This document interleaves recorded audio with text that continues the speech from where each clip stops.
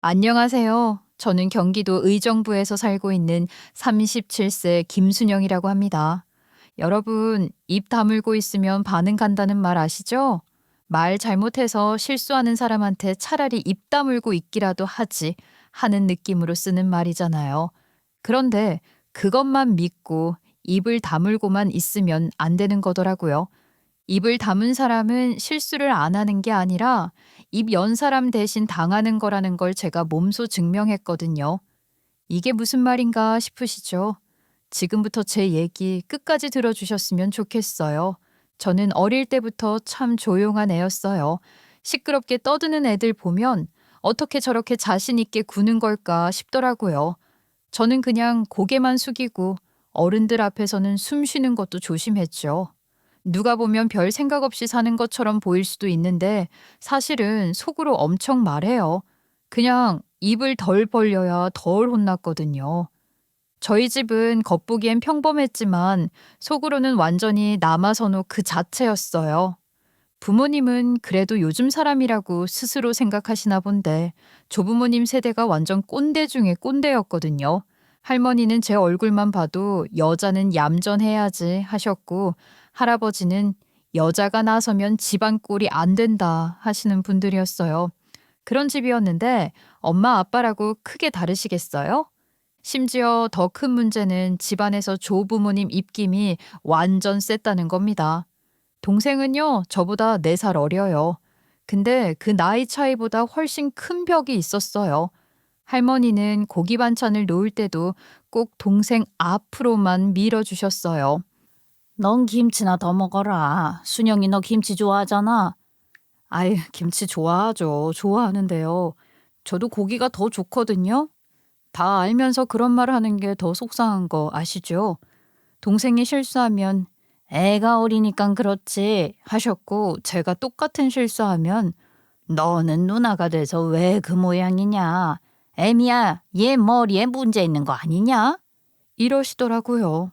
그래도 저 어릴 땐 그게 그냥 당연한 줄 알았어요. 어른들이 맞는 말을 하는 줄 알았거든요. 근데 나중에 보니까 그게 다 편해더라고요. 그러다 보니까 저는 초등학생 때부터 유명한 소심이었는데요. 학교에서 발표할 때 손을 한 번도 안 들었어요. 선생님이 이 문제 아는 사람 하면 머리로는 답을 알고 있어도 손이 안 올라가더라고요. 틀리면 창피하니까 그런 게 아니라 여자가 너무 나대면 보기 싫다는 말이 자꾸 떠올랐어요.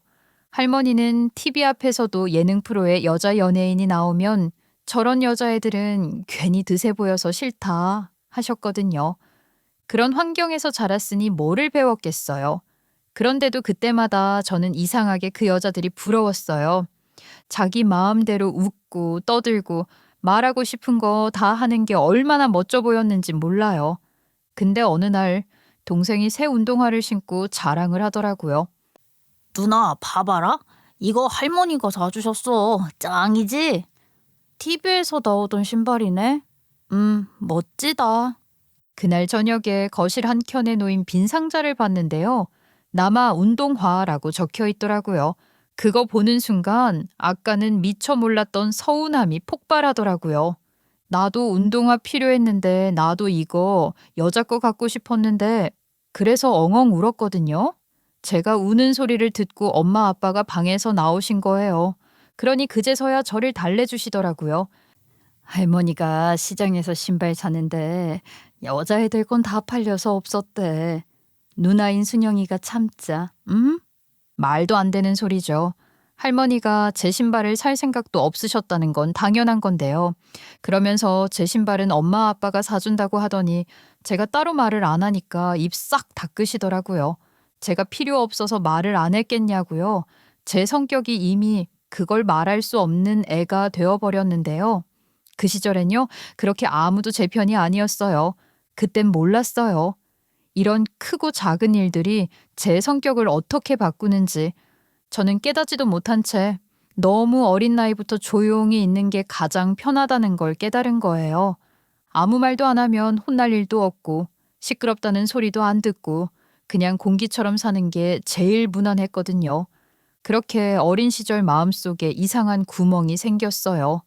크면서 그 구멍도 몸 크기에 맞게 점점 커져만 가는데 누구도 그걸 메워주진 못하더라고요. 그냥 제가 알아서 메워야 했어요. 그래서 조용히 얌전히 시키는 대로 살면 구멍이 더는 커지지 않을 거라고 믿었죠. 결혼도 홍기가 다 차서 급하게 했어요. 사실 제 의지로 한 결혼이라기보단 부모님이 조급해 하시니까 그냥 만들어진 선자리에 나갔다가 하게 된 결혼이었어요. 33이 되던 해였는데 그때는 저보다 부모님이 더 불안해 하셨거든요. 그러면서 어찌나 잔소리를 하시는지 결국 선을 봐야만 그 잔소리가 멈추겠다는 걸 알았죠. 그렇게 억지로 나간 자리가 남편이랑 처음 만난 날이었어요. 남편은 첫인상이 나쁘지 않았어요. 말수가 많지 않았고 조용했어요. 그냥 무던하고 차분한 사람 같았죠. 제가 워낙 내성적인 편이라 그런 사람이 오히려 편하더라고요. 덩달아 대화도 많이 안 하긴 했는데 남편도 제가 크게 나쁘진 않았는지 그렇게 몇 번 만남을 더 이어갔죠. 남편은 직장도 안정적이었어요. 중소기업이라곤 했지만 벌이도 나쁘지 않고 한 직장에서 오래 다녔다더라고요. 그 얘기를 듣고 부모님이 상당히 좋아하셨어요. 요즘 남자들 중에 성실한 사람 보기 힘든데 내 복이야. 저도 그 말에 그냥 고개를 끄덕였어요. 사실 그때는 결혼이 어떤 건지 잘 몰랐거든요. 그저 나이도 찾고 조건도 나쁘지 않으니까 이쯤에서 정착하자는 생각이었어요. 남편이 말을 많이 하는 타입은 아니었지만 그렇다고 무뚝뚝하게 대하는 건 아니기도 했고요. 약속 시간 잘 지키고 연락도 꾸준히 하고 필요한 말은 꼭 하는 사람이었죠. 그렇게 그냥 무난했어요.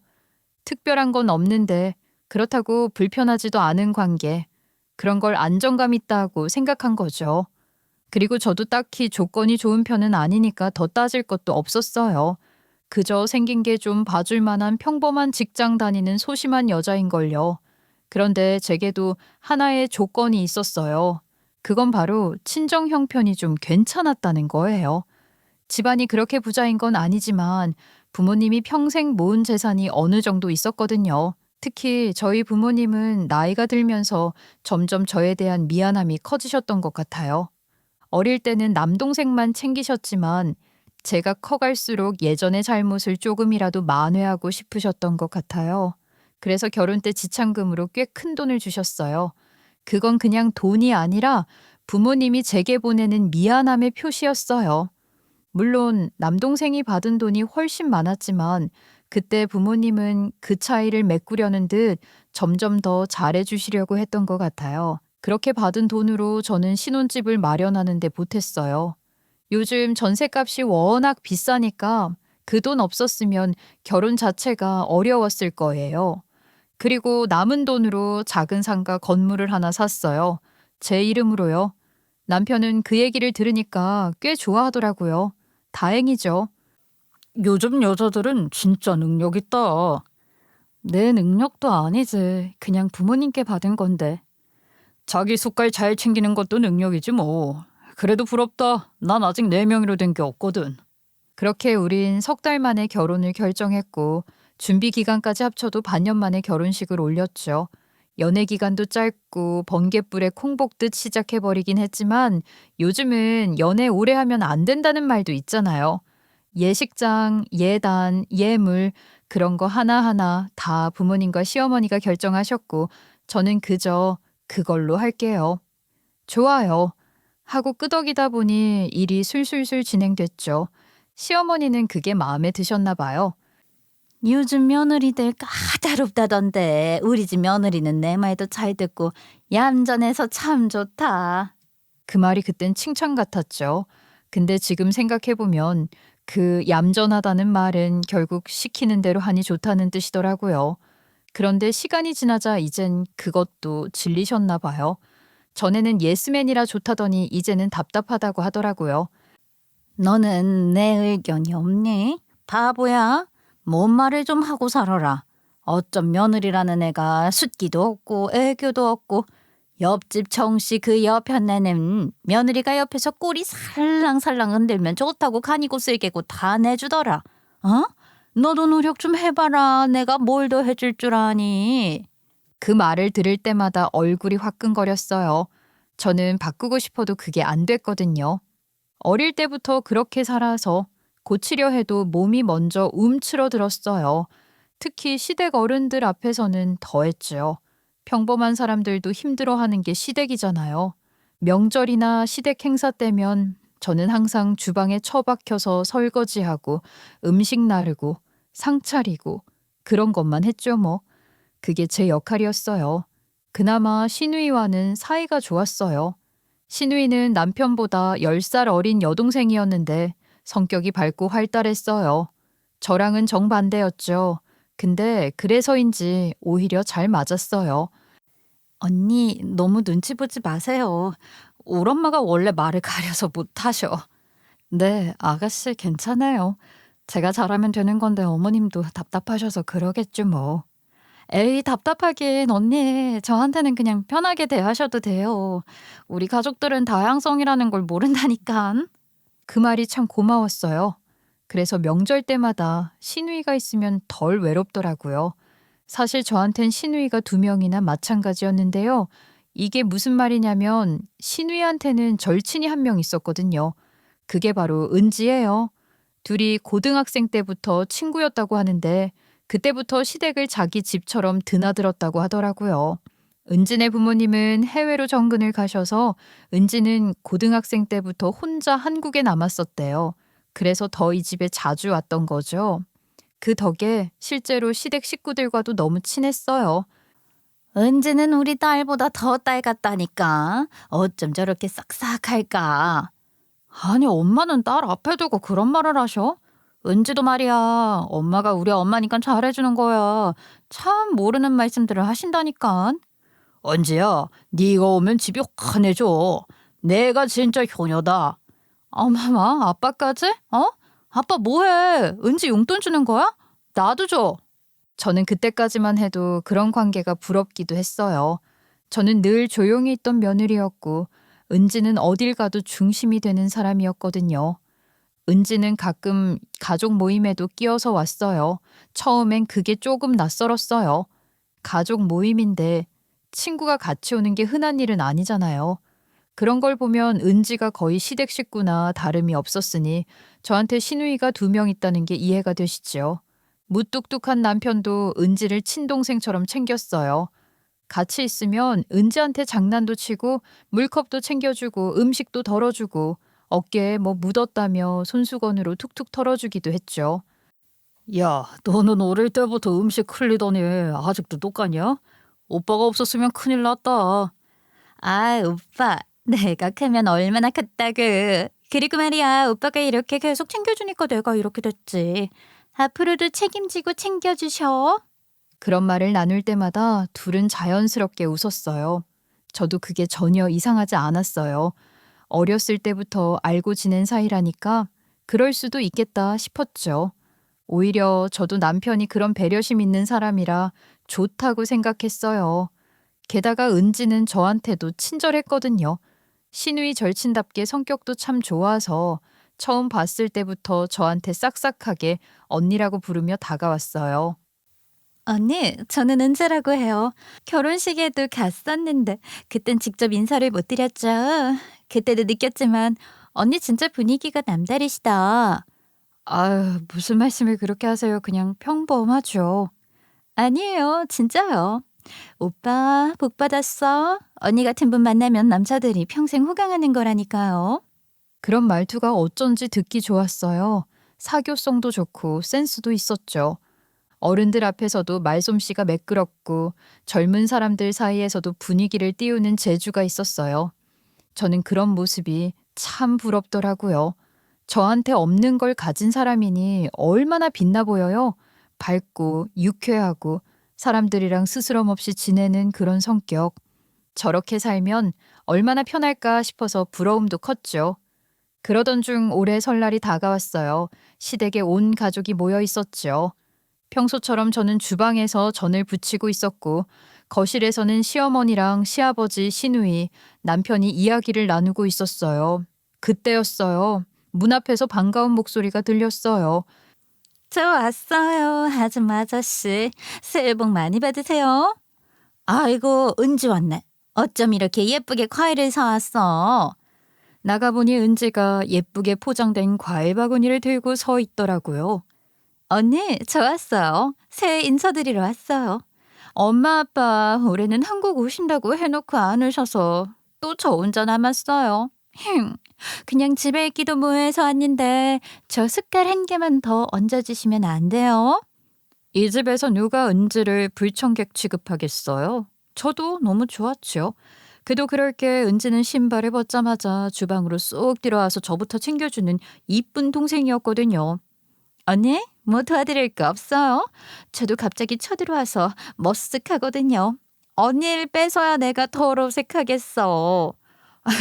괜찮아. 이제 다 해서 할 것도 없어. 가서 아가씨랑 놀아. 아, 언니, 안 된다니까요. 나 쟤한테도 말 안 하고 들이닥친 거라 머쓱하다니까는. 언니 이거 아직 안 한 거 맞죠? 그렇게 자연스럽게 일을 나눠 하니까 이상하게 기분이 좋았어요. 물론 아가씨도 저한테 사근사근하게 굴긴 하지만 어쨌든 시댁 식구잖아요. 하지만 은지도 저도 일단은 이 집 피가 섞인 사람들은 아니니까 그런 이상한 유대감 같은 게 제 멋대로 생긴 상태였거든요. 그렇다고 편먹고 뭐 하자는 게 아니라 은지는 어른들한테도 인사 밝게 하고 주방에 저까지 챙겨준 거니까. 아무튼 그날은 정말 고마웠어요.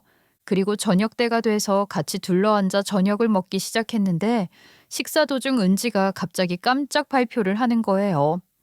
저 사실은요, 결혼해요. 뭐라고? 결혼? 은지 너가 결혼한다고? 언제? 뭐? 진짜야?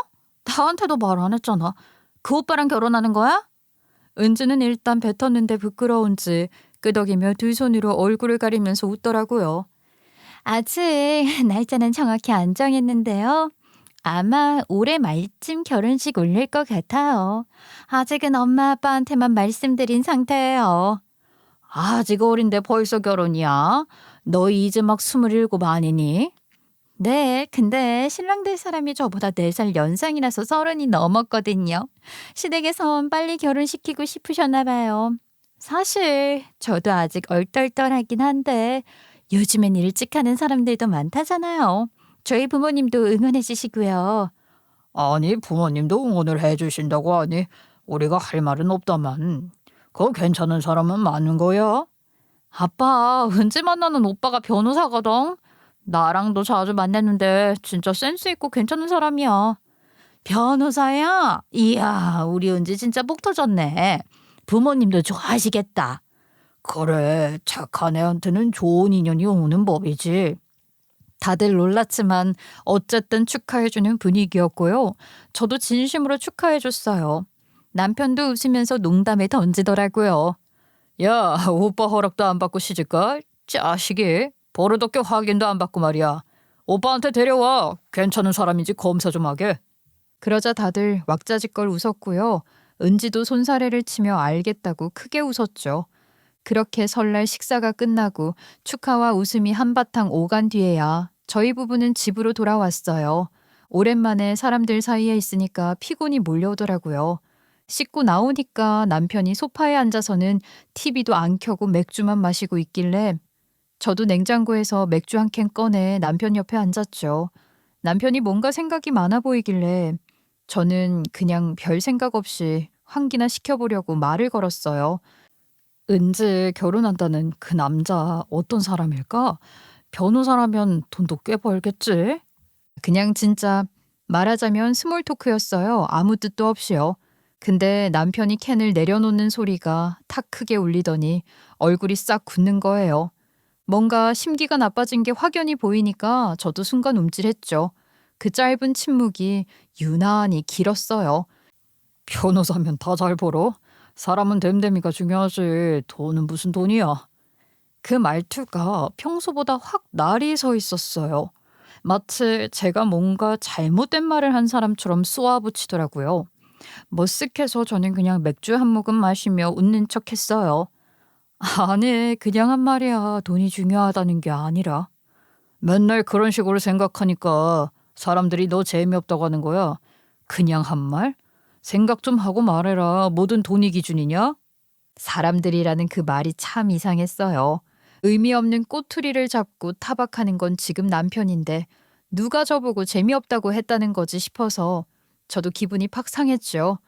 남편이 갑자기 급발진을 하니까 저도 왜 그렇게 예민하게 구냐고 한 소리 하고 싶었지만 남편은 그 뒤로도 혼잣말처럼 중얼거리듯 말하더라고요. 세상은 그렇게 단순하지 않다. 좀 다르게 생각해봐라. 이런 말들을 끊임없이 하길래 저는 대답도 안 했어요. 대답하면 더 길어질 테니까요. 그냥 알겠다고 하고 맥주만 마셨어요. 100번 양보해서 남편이 은지를 친동생처럼 여겼는데 그런 동생이 결혼한다니까 심정이 복잡하겠지 뭐 섭섭할 수도 있잖아요. 저는 그렇게 제 나름의 이유를 만들어서 이해하려고 했던 거죠. 그런데 그 다음부터였어요. 남편이 은지를 피하는 것 같은 느낌이 든 게요. 예전엔 은지 오면 진짜 반가워했거든요. 왔냐면서 웃고 과자 꺼내오고 이런저런 얘기도 하고. 근데 설 이후부터는 그게 싹 사라졌어요. 은지 얘기만 나와도 고개를 돌려요. 한 번은 신우이랑 은지가 우리 집에 놀러 왔어요. 둘이서 근처에 맛있는 케이크 집에 다녀왔다며 저희 몫을 포장해 왔다는 거예요. 마음이 너무 이쁘지 않나요? 그래서 저도 환영하면서 네 사람 몫의 커피를 내리고 있었거든요. 근데 남편이 방에서 나와서 휴대폰을 보더니 이러더라고요. 아, 나 잠깐 일 좀 처리할 게 있어서 회사 좀 가야겠어. 오빠, 토요일인데 웬 회사? 주말에도 일해? 급한 게 생겼어. 나 금방 갔다 올게. 너넨 먹고 잘 가라. 그 말만 던지고 나가버렸어요. 현관문 닫히는 소리가 꽤 크게 났어요. 순간 세 사람 다 말이 없었어요. 신우이가 웃으며 분위기를 풀려고 했죠. 언니, 오빠 무슨 일 있어요? 요즘 이상해. 은지한테 화난 게 있나? 왜 저러는지 모르겠네. 은지는 그 말에 웃으면서도 어딘가 어색하게 말했어요. 신경 쓰여서 오늘도 겸사겸사 케이크 들고 온 건데 홀랑 나가버리네. 혹시 언니는 뭐 들은 거 없으세요? 아니야, 화라니. 요즘 회사 일이 많대. 피곤해서 그런가 봐요. 신경 쓰지 마. 근데 그 말하면서도 마음이 불편했어요. 사실 저도 남편이 이상했거든요.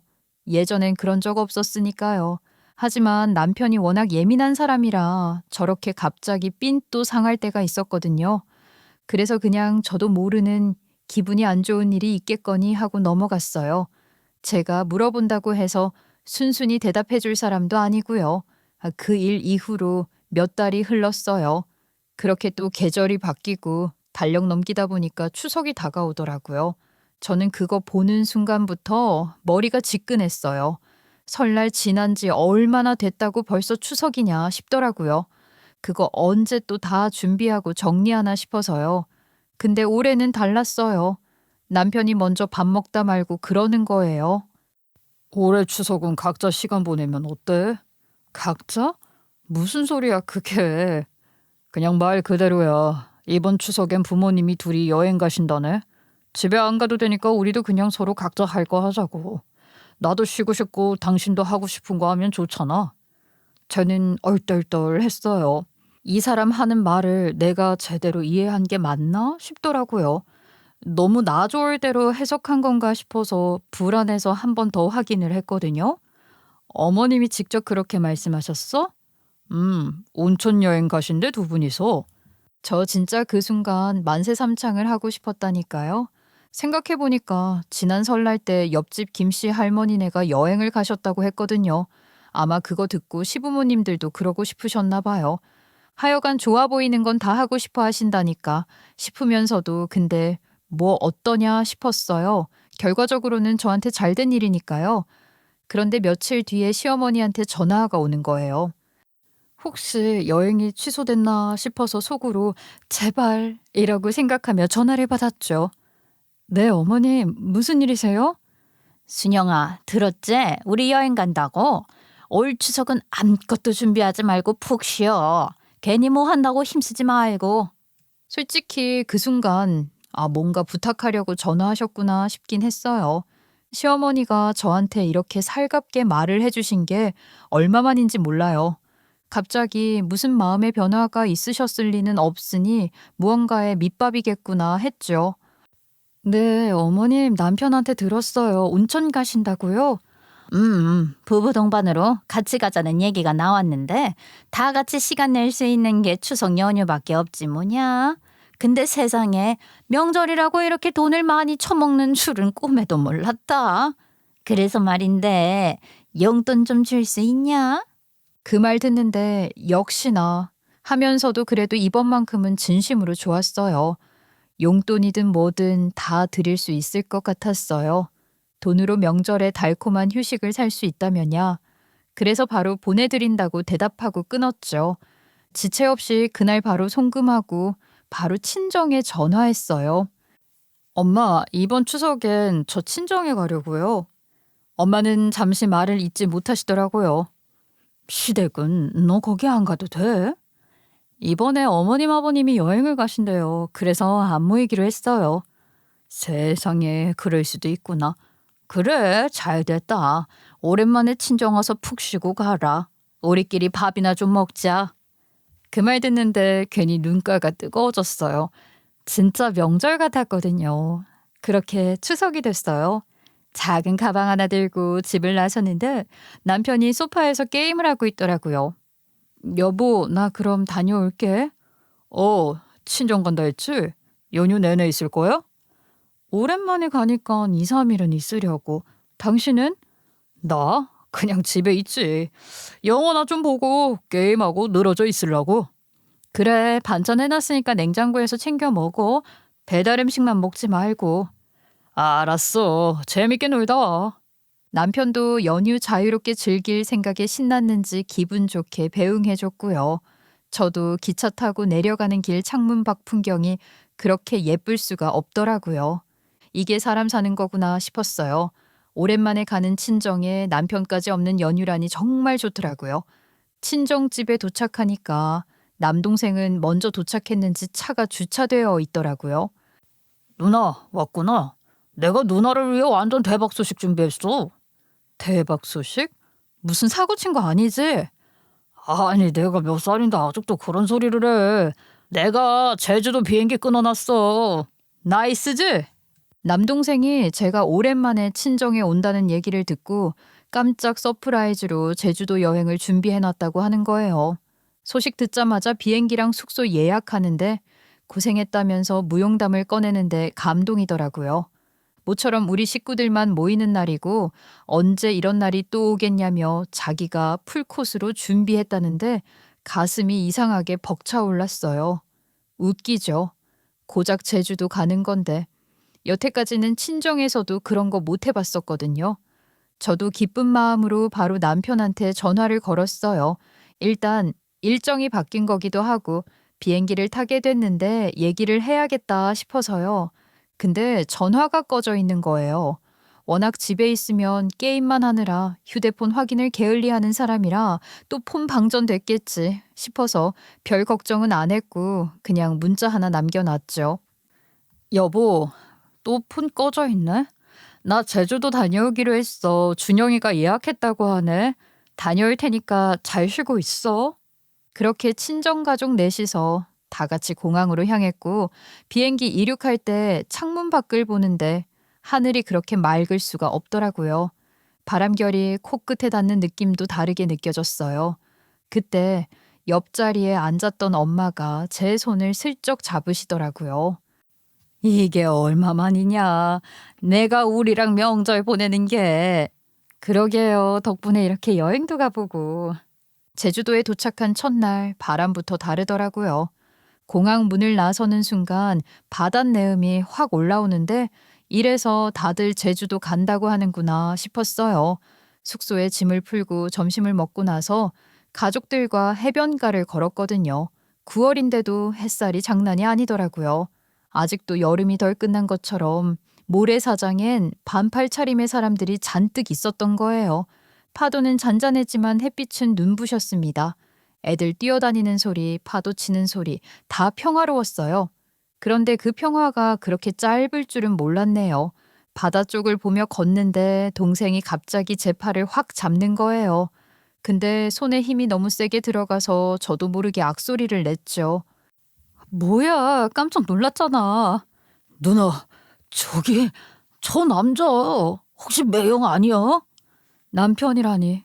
저는 놀라서 고개를 획 돌렸습니다. 뭐, 매요? 무슨 소리야. 그 사람이 여기 있을 리가 없잖아. 집에서 게임하고 있을 텐데. 그런데 동생 표정이 장난이 아니더라고요. 아니 진짜야. 저기 저쪽 봐봐. 파라솔 있는 저 사람 매형이잖아. 동생이 손가락으로 가리키는 곳을 보니까 바닷가 모래사장 끝자락에 선글라스를 낀 남자가 서 있었습니다. 물가에서 반바지를 입은 채 웃고 있었는데 자세가 너무 익숙한 거예요. 고개를 숙이는 각도며 팔을 젓는 습관까지도 전부 다 제가 매일 보던 남편 모습이었거든요. 순간 가슴이 철렁하더라고요. 저는 스스로를 다독였죠. 설마 그럴 리가 있나. 세상에 같은 체형인 사람이 얼마나 많은데 그렇게 머릿속으로 부정하면서 시선을 돌리려는데 그 옆에 있던 여자를 보는 순간 숨이 멎어 버렸습니다. 비키니 차림의 여자가 물장난을 치면서 남편 쪽으로 물을 튀기고 있었어요. 남편은 피하는 척하면서 웃고 있었고요. 그 여자는 손으로 남편 팔을 툭 치며 장난을 치더라고요. 햇빛이 비쳐 얼굴이 반쯤 가려졌는데 고개를 들었을 때 그때 알았습니다. 그 여자는 은지였던 거예요. 머리가 하얘지더군요. 진짜 아무 생각도 안 났어요. 눈앞이 빙빙 도는 것 같았고 발끝이 모래에 박힌 채 움직이지가 않았죠. 이게 뭐야? 내가 지금 뭘 보고 있는 거야? 그 생각만 계속 돌고 돌았던 겁니다. 동생은 은지가 누군지 모르니까 옆에서 계속 물어보는 거예요. 누나, 저 여자 아는 사람은 아니지? 왜 저렇게 둘이 붙어 있어? 저 새끼 지금 뭐 하는 거야? 지금 바람 피는 거야? 저는 입술을 깨물면서 겨우 대답했죠. 신의 친구야. 그 순간 남편이 은지 어깨에 손을 올리더군요. 은지는 고개를 살짝 숙이며 남편 어깨에 얼굴을 기댔습니다. 그 웃음소리가 바람결에 섞여 들리는 것 같더라고요. 그제야 현실이 확 와닿았습니다. 저건 어떻게 봐도 외도였어요. 둘이 그렇고 그런 사이라는 걸 누가 봐도 알겠더라고요. 동생도 그 모습을 보고 이를 꽉 물더니 말했습니다. 누나, 저 새끼 지금 바람 피는 건 맞지? 지 동생 친구랑 바람을 핀다고? 누나한테는 집에서 게임이나 한다고 구라쳐놓고 몰래 제주도까지 놀러 갔다는 거 아니야? 그리고는 제 팔을 획 뿌리치고 앞으로 나가려는 거예요. 저는 반사적으로 그 팔을 잡았습니다. 준영아, 안 돼, 제발 가지 마. 왜 안 돼? 저 꼴을 보고도 가만히 있으라고. 누나는 저 꼴을 보고도 모른 척 하겠다는 거야? 지금 당장 가서 뺨을 날려도 시원찮을 판에 왜 말려? 제발 나를 봐서라도 참아. 응? 지금 나가면 싸움만 나. 진짜 부탁이야. 저도 왠지 모르겠는데 그냥 이 상황을 회피하고 싶었어요. 남편이 무서워서 그런 게 아니라 이 상황이 더 무서웠던 겁니다. 동생이 진짜로 달려들면 어쩌나 지금 엄마 아빠도 뒤쫓아오고 계실 텐데 보시면 무슨 일이 날까 너무 부끄러워서 묻어두고 싶다는 그런 생각뿐이었던 것 같아요. 그런데 그때였어요. 아빠가 우리 쪽으로 걸어오시다가 고개를 돌리셨는데 지금 당장이라도 달려갈 것 같은 동생과 불안해하는 저, 그리고 우리 둘이 보고 있는 남녀 한 쌍. 무슨 상황인지 단번에 알아채신 거죠. 그리고 일순 표정이 굳어지시더라고요. 저 자식 저거 지금 뭐 하는 거야? 아빠도 동생과 같은 반응이셨어요. 엄마는 입을 틀어막으시고 눈만 크게 뜨셨죠. 하긴 사위의 외도 현장을 함께 목격했는데 멀쩡할 부모가 어디 있겠어요. 결국 가족 모두가 그 광경을 보게 됐고 저는 동생보다 아빠를 말리는 게 더 힘들었어요.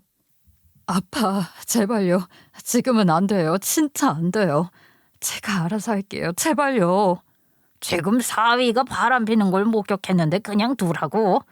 내가 저 자식 가만 안 두련다. 내 딸을 두고 저런 짓을 하는데 내가 참으라고? 아빠, 지금 가면 지금은 싸움만 나요. 사람들 눈도 많고요. 제발 저를 봐서 참아주세요. 제발요. 제가 알아서 할게요. 진짜로 지금은 아니에요. 사람들 눈이 점점 우리 쪽으로 쏠리는 게 느껴졌어요.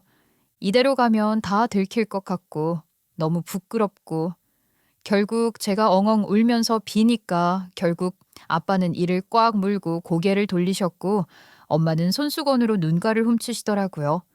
그때 동생이 한숨을 길게 쉬더니 휴대폰을 꺼냈습니다. 그럼 최소한 증거라도 남겨야지. 그리고는 파라솔 쪽으로 조심히 다가가더라고요. 저는 그 자리에서 꼼짝도 못하고 서 있었어요. 얼마 뒤 동생이 돌아왔습니다. 얼굴이 벌겋게 달아오른 채였어요. 휴대폰 화면을 제 앞에 내밀며 말했습니다. 누나, 그 자식 맞고 내가 다 찍었어. 둘이 손잡고 걷는 거 포옹하는 거 그 여자가 매형 등에 선크림 바르는 것까지 다 찍었으니까 필요할 때 말해. 호텔로 돌아오니까 아까까진 포근했던 방이 갑자기 낯설게 느껴졌어요. 말 그대로 냉랭했습니다. 창문은 열려 있는데도 공기가 꽉 막힌 기분이었어요. 아무도 말이 없었고 움직이지도 않았죠. 그 정적 속에서 아빠가 제일 먼저 입을 열었습니다. 사위 새끼, 그 새끼 당장 오라고 해. 지금 불러. 목소리가 터져 나가듯 컸어요. 방 안에 그 말이 쩌렁 울리더라고요. 엄마는 구석에 앉아서 손수건으로 눈을 닦고 계셨습니다. 몰래 훌쩍이는 소리가 들리는데 그게 더 아프더라고요. 저는 그 모습을 보면서 속이 뒤집히는 것 같았어요. 죄송하고 치욕스럽고 그냥 숨고 싶었어요. 왜 부모님까지 이런 꼴을 봐야 하지? 그 생각만 계속 들었어요. 남편이 너무 밉고 원망스러웠어요. 그때까지는 그냥 울기만 했는데 그 순간부터는 다르게 느껴졌어요. 눈물이 멎고 뭔가 끓어오르는 게 있었거든요. 평생 참고 살던 게 한꺼번에 터진 느낌이었어요. 묵혀둔 게 한 번에 터지니까 걷잡을 수가 없더라고요. 남편도 은지도 괜히 그 둘을 예뻐했던 시댁 식구들도 전부 다 부셔버리고 싶었죠. 그 와중에 남편한테 보냈던 문자를 봤는데 아직 일이 남아있더라고요. 읽지도 않았던 거예요. 그래, 그걸 봤으면 그리 당당하게 제주도에서 미래를 즐기지도 않았겠지. 그 자리에서 바로 전화를 걸었어요.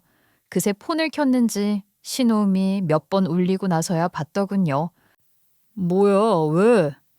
아까 왜 전화 꺼져 있었어? 아, 자고 일어났더니 폰이 방전돼서 꺼져 있었어. 거짓말도 참. 아마 그 시간에 비행기 타고 있지 않았을까요? 전 일부러 아무렇지 않게 말했어요. 우리 지금 친정 식구들이랑 제주도에 와 있어? 남편이 잠시 말을 멈추더니 목소리가 확 바뀌었어요. 뭐? 제주도? 왜 말도 안 하고 갔어? 언제?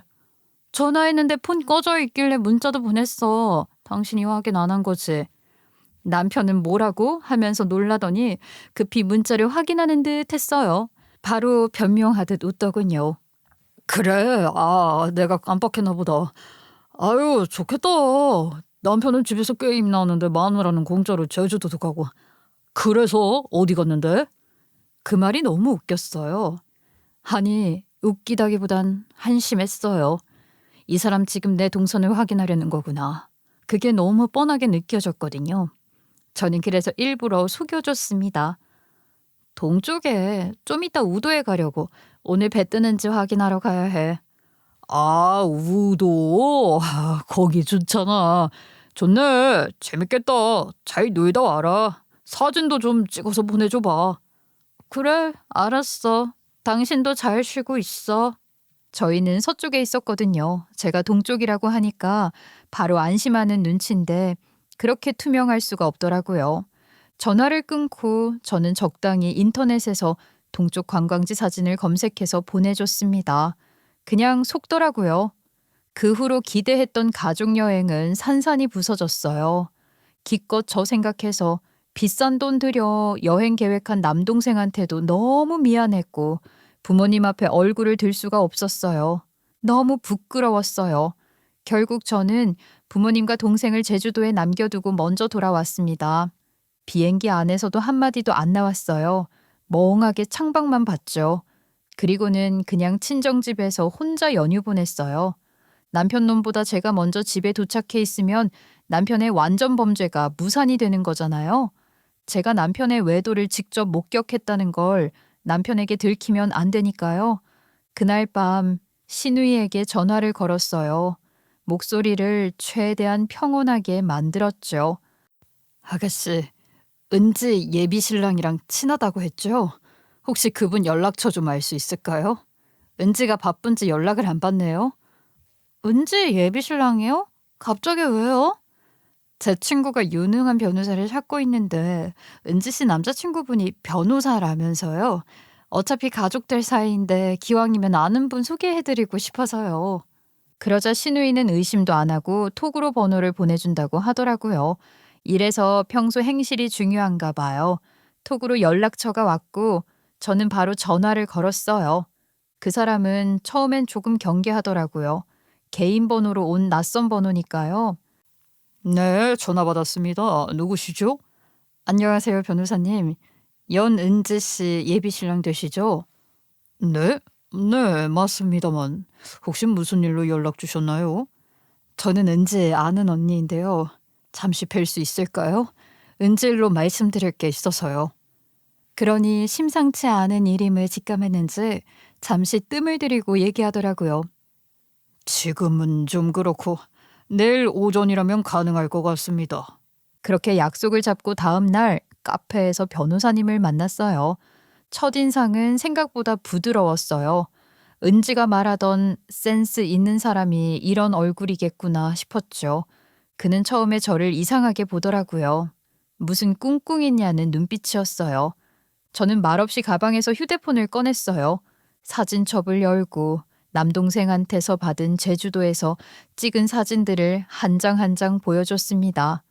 남편이랑 은지가 웃으며 서 있는 사진, 손을 잡고 걷는 사진, 은지가 남편 등에 선크림을 바르는 사진까지 그 사람의 표정이 점점 굳어졌어요. 이건 언제 찍은 겁니까? 어제요. 제주도에서요. 변호사님은 말을 잇지 못했어요. 손끝이 잠시 떨리더라고요. 이 사람도 아직 아무것도 몰랐다는 걸 알 수 있었죠. 그러니 망설이는 게 느껴졌어요. 이렇게 증거는 있지만 오늘 처음 만난 모르는 여자가 하는 말을 어떻게 확신하겠어요. 심지어 저는 제 두 눈으로 봤는데도 순간 믿지를 못했는걸요. 그래서 저는 최대한 덤덤하게 말했어요. 옆에 있는 이 남자는 제 남편입니다. 은지는 제 시누이 친구고요. 합성이 의심되시면 원본으로 보내드릴게요. 시선이 제 얼굴로 천천히 올라왔습니다. 잠깐의 침묵이 흐르고 그가 낮은 목소리로 말했어요. 은지가 오랜만에 친정 식구들 보러 간다고 했거든요. 은지 친정 부모님 해외에 계시다던데 아닌가요? 은지는 제주도에 있던데요. 그리고 저의 결연한 표정이 이 모든 말과 증거가 진실임을 믿게 만들어준 것 같더라고요. 결국 변호사가 저를 도와주겠다고 했습니다. 그분도 외도를 위해 계획적으로 움직인 은지에게 큰 배신감을 느낀 상태였고요. 그날 이후 저는 한순간도 멈추지 않았어요. 울던 저는 사라졌고 그 자리를 대신한 건 확신이었죠. 변호사님과 저는 앉은 자리에서 바로 계획을 세웠어요. 사진만으로는 부족합니다. 법이혼 소송에서 유리하게 하려면 더 많은 증거가 필요해요. 그럼 어떤 게 필요할까요? 변호사님은 그간 이혼 소송에서 증거로 채택됐던 것들에 대해 조사해 저에게 조언을 해주셨고 저는 바로 움직였어요. 그날로 흥신소를 알아봤죠. 이런 일은 처음이었지만 이상하게 두렵지가 않았어요. 예전 같았으면 혹시 들키면 어떡하지부터 생각했을 텐데 이제는 그런 마음조차 사라졌어요. 며칠 후 저는 흥신소 사무실에 직접 갔어요. 문이 닫히는 소리부터 싸늘하더라고요. 직원은 제 얼굴 보자마자 눈빛만 보고도 뭐 때문에 왔는지 다 안다는 얼굴로 고개를 끄덕이더라고요. 덕분에 의뢰는 수월했어요. 남편분과 상대 여성 두 사람 신상이 확실하니까 금방 될 것 같네요. 추적 들어가면 빠르면 일주일, 길어야 한 달이면 나옵니다. 저는 길어도 괜찮으니 들키지 않게 결정적 증거들로 모아달라고 했고요. 수수료 계약서에 사인하면서도 손 하나 떨리지 않았어요. 그때 제 안에는 오직 하나의 감정만 있었어요. 끝까지 가야겠다. 한 달이 길었죠. 하루하루가 아주 길었어요. 그래도 이상하게 기다림이 괴롭진 않았어요. 그리고 어느 날 문자 한 통이 왔어요. 자료 확보 완료. 자료를 확인해 보니 그 두 사람 생각보다 대담하더라고요. 주말마다 호텔에서 만나고 평일에도 회사 근처 카페에서 자주 만났었네요. 자료엔 날짜, 시간, 위치까지 정리돼 있었어요. 심지어 호텔 체크인 기록, CCTV 영상, 심지어는 카페에서 둘이 사랑하니 뭐니 하는 더러운 얘기를 하는 녹음본까지요. 증거가 다 모이자 변호사님이 바로 움직였어요. 변호사님은 먼저 은지 쪽부터 정리하더라고요. 혼약 파기 소송과 위약금 청구서를 동시에 보냈어요. 결혼 준비금, 예식장 예약금, 신혼집 계약금 합치면 5천만 원이 넘는다네요. 이혼 소송도 바로 들어가죠. 자료는 충분해요. 이 정도면 재산분할도 유리하게 나올 겁니다. 그리고 바로 소장 날렸고요. 남편에게 그 소식이 닿기까지는 시간이 좀 걸릴 거예요. 그러니 저는 소송 날리자마자 남편 퇴근 시간을 맞춰서 회사 앞으로 찾아가 줬습니다. 그날따라 하늘이 유난히 맑더라고요. 심장은 고요했고 사본을 넣어둔 서류 봉투는 묘하게 따뜻했어요. 남편은 정문으로 나오는 중이었고 저는 그 앞에서 멈췄죠. 남편이 놀란 얼굴로 저를 봤어요. 당신이 여기 웬일이야? 당신 줄 게 있어서 왔지. 자, 이 더러운 새끼야, 이혼 소장이다. 그리고 봉투에 든 서류를 남편 얼굴에 착 뿌려줬고요. 남편은 서류를 맞고 어프프거리더니 화를 버럭 내더라고요. 당신 지금 미쳤어? 여기가 어디라고 행패야 행패는. 안 그러던 사람이 뭘 잘못 먹었나. 남편 망신시키지 말고 얼른 줘. 웃기는 소리 하고 있네. 당신이 지금 상황 파악 안 되지? 사람들 볼까 겁나? 보라고 해. 다 봐야지. 이 회사 사람들도 다 알아야지. 내가 어떤 쓰레기인지 알아야 할 거 아니야. 집에서 마누라 종부리듯 굴리고 사람 취급도 안 하더니 지는 여동생 친구랑 그딴 짓을 해? 너 제정신이냐? 그제서야 남편은 제가 뭘 알고 있는지 눈치를 챈 거죠. 저를 정말 얼마나 무시했으면 그랬을까요? 그리고 슬슬 저희 주위로 사람들이 몰리기 시작했어요. 퇴근길에 들려오는 불륜 스캔들을 어떻게 참나요? 같은 건물 사람들, 건너편 건물 사람들 하나둘씩 모이더라고요. 내가 은지랑 몇 살 차이인 줄 알아? 너 걔 고딩일 때부터 봤잖아. 너 밖에서 은지 나이인 아가씨들한테는 아저씨 소리 들어. 정신 차려 이 자식아. 오빠라고 불러주니까 네가 진짜 오빠 같냐 이 더러운 새끼야? 여보, 잠깐만 진정하고 내 말 좀 들어봐. 당신이 뭔가 오해를 한 것 같은데 은지는 그냥 친한 동생이고. 너가 거짓말치고 제주도로 놀러 간 거 내가 모를 줄 알았어? 폰 꺼놓고 비행기 타고 집에서 쉰다 하고선 바닷가에서 끈적하게 놀았던 거 그거 내가 모를 줄 알았냐? 배에는 남산처럼 나와서 27살 아가씨랑 노니까 기분 좋디? 남편은 얼굴이 새파래져서 주위를 둘러보다가 헐레벌떡 서류를 줍고 도망을 치더라고요.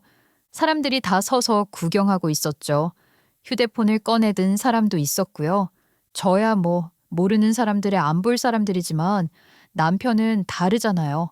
함께 일하던 동료와 후배, 선배들이 모조리 보는 곳에서 망신을 당한 거죠. 얌전한 사람이 한번 터지면 무섭다고 저도 횟가닥한 제 자신이 신기했죠. 그렇게 소심하던 내가 이런 짓을 벌이다니.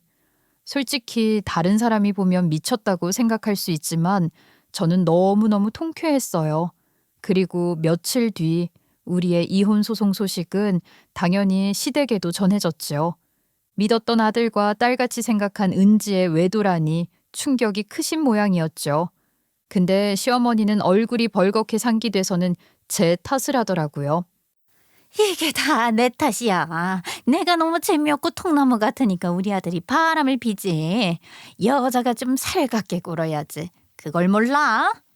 역겨운 불륜마저 제 탓으로 돌리다니 정말 시댁에서 저는 인간 취급도 못 받았었던 거예요.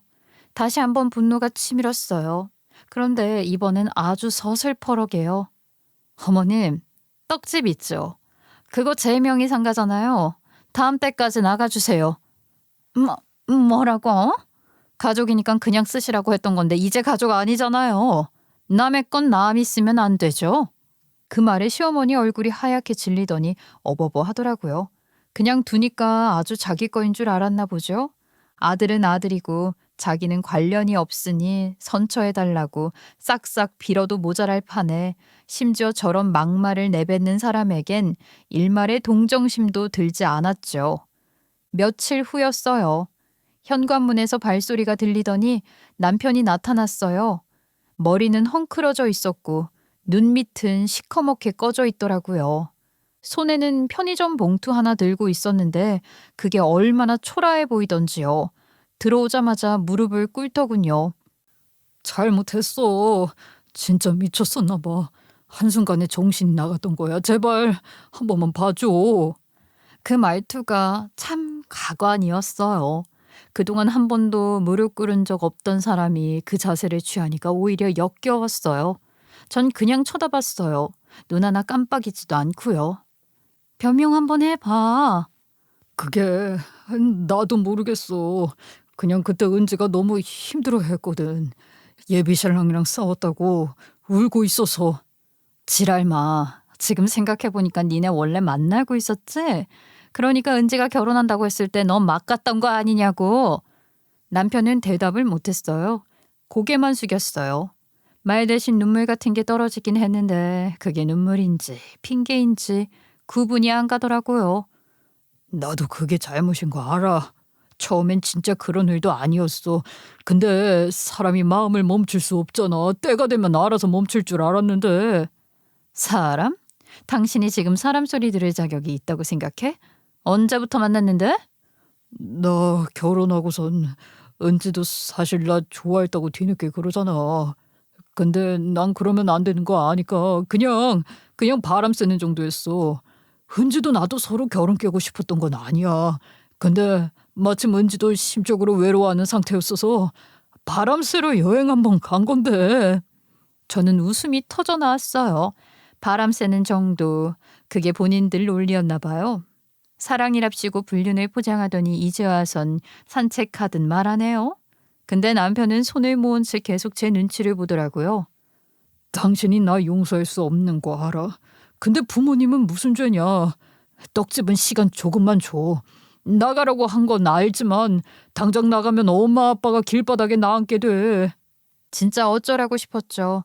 저는 더 듣지도 않고 문 닫아버렸어요. 근데 여러분, 더 대박인 거 알려드릴게요. 은지의 예비 신랑이었던 그 변호사님이 더 대박인 걸 물어가지고 온 거예요. 은지가 남편에게 접근했던 건 사실 사랑이 아니었다는 거죠. 은지는 처음부터 남편과의 관계를 설계해 저희 시댁 안에서 친밀감을 쌓고 일명 침투 전략으로 우리 시댁 내부를 파괴하려 했다는 반전이 있다는 거예요. 저는 듣고도 그게 무슨 말인지 한참을 다시 물었네요. 왜 그랬냐 하니 알고 보니 시댁은 기억도 못하는 과거가 있었던 거예요. 신우도요. 은지의 아버지는 은지 초등학생 때 소규모 인쇄소를 운영했는데 그 당시 인쇄소 상가가 시댁 거였대요. 근데 은지 아버지가 인쇄소 사업이 어려워졌을 때 한두 달만 기다려달라는 부탁을 무시하고 시모가 은지네를 싹 내쫓았다는 거 있죠. 그 일로 은지네는 보증금도 못 받고 쫓겨나다시피 나와서 지방으로 이사를 갔는데 고등학생이 되어서야 다시 올라오게 되었다네요. 근데 그게 일부러 다시 이쪽으로 올라온 거래요. 신우랑 친구가 되려고요. 굳이 왜 다시 이쪽으로 왔을까 했는데 상가에서 쫓겨날 때 시아버지가 했던 말이 결정타였다고 해요. 장사 못하는 놈은 어차피 지가 한 말에 책임도 못 져. 그런 사람은 세상에서 사라져야지. 그렇게 쫓겨났던 은지 아버지가 그 일로 극단적인 선택을 했다네요. 말 한마디의 무게가 이렇게 무겁습니다, 여러분. 그 후 어머니는 폐인처럼 살았다고 하더라고요. 그 사건 때문에 은지는 그 어린 나이에도 복수를 하겠다고 마음을 먹었다는 거죠. 사람 좋은 척하며 웃던 시아버지, 그 옆에서 고개 끄덕이던 시어머니, 그리고 아무것도 모르고 천진난만하게 자란 신우를 증오하며 시댁 집구석을 무너뜨릴 작정을 한 거예요. 그 타겟이 제 남편이었던 거고 남편에게 사랑에 빠진 연기를 하게 된 거죠. 은지는 아마 진짜 변호사님을 좋아하긴 했나 본데 2마리 토끼 다 잡으려다 자충수를 둔 것 같더라고요. 남편 새끼는 자기가 홀랑 속았다는 걸 믿기 힘든지 끝까지 은지한테 사랑이었잖아 하며 드라마를 찍는데 진짜 더 역겨웠어요. 이혼 조정은 생각보다 금방 끝났어요. 길어질 이유가 없었죠. 불륜이 명백했고 증거가 완벽했으니까요. 서로 싸울 것도 없었어요. 제가 낸 서류만으로도 충분했거든요. 위자료는 당연히 나왔고 거기에 재산분할까지 붙었어요. 결국 전 남편은 거의 빈털터리가 됐습니다. 그래도 최소한의 재산만 남기고 나머지는 다 저한테 넘어왔어요. 회사도 그만뒀대요. 제가 회사 앞에서 벌였던 그 난리 덕분이죠. 그 꼴을 본 사람들이 다 입을 맞춰 수군댔을 테니 그 회사에선 얼굴 들고 다니기 힘들었을 거예요. 후배들이 자기 뒤에서 뭐라고 했을지 상상만 해도 웃기더라고요. 은지는 더 비참해졌다고 들었어요. 파혼 위약금 5천만 원을 조부모님께 손 벌려 겨우 갚았대요. 그것 때문에 조부모님과도 완전히 틀어졌다고 하더군요. 결혼을 불과 3달 앞두고 파혼 소식이 퍼졌으니 그 동네에서 입방아 찢는 사람들도 많았을 거예요. 은지가 워낙 사람들 사이에서 이미지가 좋았으니까 그 착한 애가 불륜을 같은 반응이었겠죠. 결국 은지는 서울을 떠났어요. 지방으로 내려가서 혼자 산다고 들었어요. SNS도 다 지우고 연락도 끊고 사람들 눈 피해서 산다네요. 서울에서 그토록 뻔뻔하게 웃던 얼굴이 이제는 낯선 도시의 그늘 속에 숨어 있다는 게 참 아이러니하죠. 시댁은 제 바람대로 풍비박산이 났어요. 시아버지는 체면을 중시하던 분이었는데 아들의 불륜 소식이 동네에 퍼지자 완전히 사람을 피하게 됐어요. 골프 모임도 동창회도 아예 나가지도 못한대요. 시어머니는 떡집을 새로 차리려고 했는데 제 상가에서 쫓겨난 뒤로는 어딜 가도 임대료가 비싸서 고생하다가 결국 시장 구석 골목에 있는 허름한 가게를 알아봤다고 하더라고요. 예전에 운영하던 곳보다 훨씬 작고 손님도 별로 없대요. 게다가 5달 전 새로 들여온 떡 기계가 있었거든요. 비싼 돈 주고 맞춰놨는데 가게를 급히 정리하느라 그 빵꾸를 메꾸지 못해서 요즘엔 다른 떡집에서 아르바이트를 한다네요. 그에 비해 저는 잘 지내요. 진짜로요. 한번 터지고 나니까 마음이 평온해졌어요. 참는 게 습관이었던 사람이 이제는 말로 다 터뜨리고 나니까 오히려 속이 편해졌어요. 참고 사는 것보다 이렇게 표현하며 사는 것이 정신건강에 좋다는 걸 너무 늦게 안 것 같아요. 얼마 전에는 부모님과 다시 제주도를 다녀왔어요. 지난번엔 악몽 같은 기억이었는데 이번엔 정말 좋았어요. 그때 봤던 그 해변에 다시 갔어요. 바다 냄새도 파도 소리도 똑같았는데 사람 마음 하나로 이렇게 달리 보일 수가 있구나 싶더라고요. 그 자리에 서서 생각했어요. 그날 그 해변에서 가족들과 함께 전 남편과 은지를 목격한 게 아니라면 저는 아마 평생 속으면서 알아도 모른 척 살았을 거라고요. 그게 제 인생의 전환점이었던 거죠. 세상은 잔인할 때도 있지만 때로는 그 잔인함 덕에 사람을 다시 살게 만들기도 하는 것 같아요. 시댁 인간들은 나락으로 떨어졌지만 결과적으로 저에겐 좋은 자극이 되었네요. 소심했던 저는 이제 이 바다에 버려두고 가려고요. 다들 저한테 조용히 살기를 종용했지만 이제는 그 말이 얼마나 폭력적인지 알겠어요. 이제야 억울하게 살던 지난 날들이 조금은 풀린 것 같습니다. 제 이야기를 함께 해주셔서 고맙습니다.